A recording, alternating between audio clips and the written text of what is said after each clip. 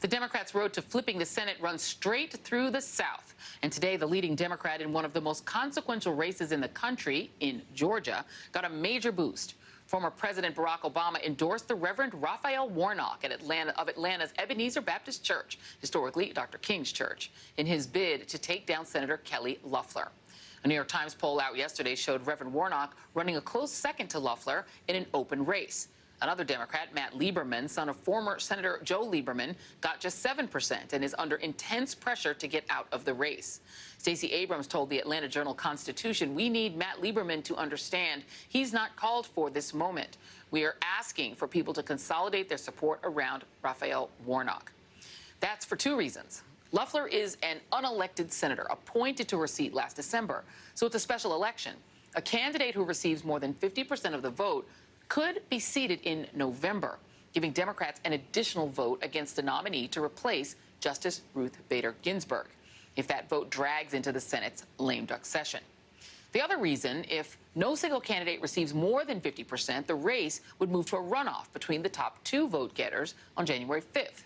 And Democrats want to make sure that one of their candidates makes it into that runoff. And joining me now is the Reverend Raphael Warnock, Democratic candidate for U.S. Senate from Georgia. And I presume, Reverend Warnock, that there's no sign that Mr. Lieberman is going to drop out, right? Have you heard any indications from his campaign that he's willing to endorse you rather than running? Well, Joy, it's great to be here with you again. I can't speak for him or anybody else in this race. I can tell you that I'm in Augusta, Georgia right now. I've been moving all across this state. I was in Savannah and Dublin the other day, in Brunswick, and there's a lot of momentum behind my race. I'm grateful for the endorsement of President Obama and others, but I think they're responding to the momentum that we see on the ground, and I'm feeling good, working hard, and I intend to deliver this seat for the people of Georgia and win the future for all of our children. Now, you know, there is a factor in this race. His name is Brian Kemp, the governor of Georgia, who I don't think anybody who watched the 2018 election trusts. And he's got a mini-me sitting in the Secretary of State's office. This is what Stacey Abrams tweeted yesterday. 337,652 Georgians who did not vote at all in 2016 have already requested ballots. This includes 20% of black voters requesting, 49% of Hispanic voters, 52% of AAPI voters, 67% of voters under 30. Change has come to Georgia. Are you confident that those people will be able to vote given the leadership of your state? Well, there's no question that my good friend Stacey Abrams is right. The change has come to Georgia. This is not a battleground state. Georgia is the battleground state, the tip of the spear in a South that is quickly changing. And the other side knows that. That's why they're engaged in voter suppression.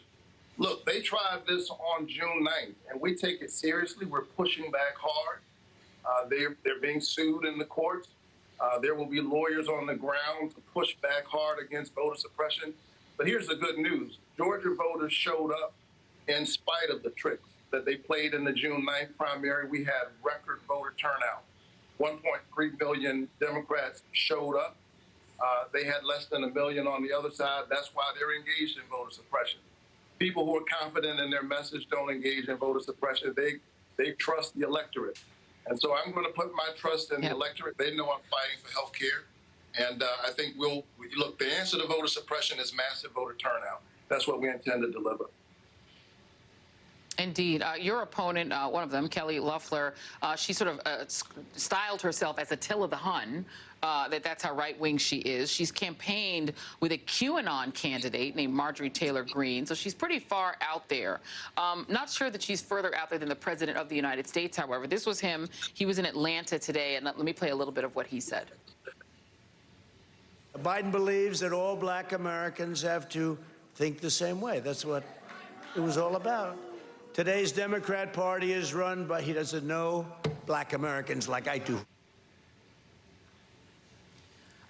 That he doesn't know black Americans like I do, it strikes me as an offensive, sort of paternalistic thing to say. I don't know what you think he meant by that. He's also pretending that he can make Juneteenth a holiday, which he can't because that's Congress. What do you make of Donald Trump's pitch to black voters, which is specifically directed at black men? Listen, by now we know who Donald Trump is, and he didn't waste any time. Look, he came into politics riding on the idea that somehow the first black president was illegitimate. And we know the game that he was playing. He came down that escalator attacking other people of color. So we know who Donald Trump is. I think it's important for us to line up to stay focused on the goal of delivering health care for all in this state. We've got over 500,000 people in the Medicaid gap in Georgia. They're the ones I'm focused on. And if they succeed in getting rid of the Affordable Care Act and this new hearing that's coming up in the Supreme Court, that would leave 1.8 million Georgians in the Medicaid gap. And so when I think that people think about their health care and a living wage, that those are issues that transcend race and speak to the heart of ordinary people, kitchen table issues. And that's what I intend to lift up in this campaign. President Obama endorsed you. Are you expecting him to come in and campaign for you? I would certainly be honored if he did come. I've known the president for several years now, and we've been together. I've been at the White House, preached the closing prayer breakfast during his administration. And so I'd be deeply honored. And look, the Affordable Care Act is imperiled in this moment. That's a big part of the work he's done. I think we need to strengthen it.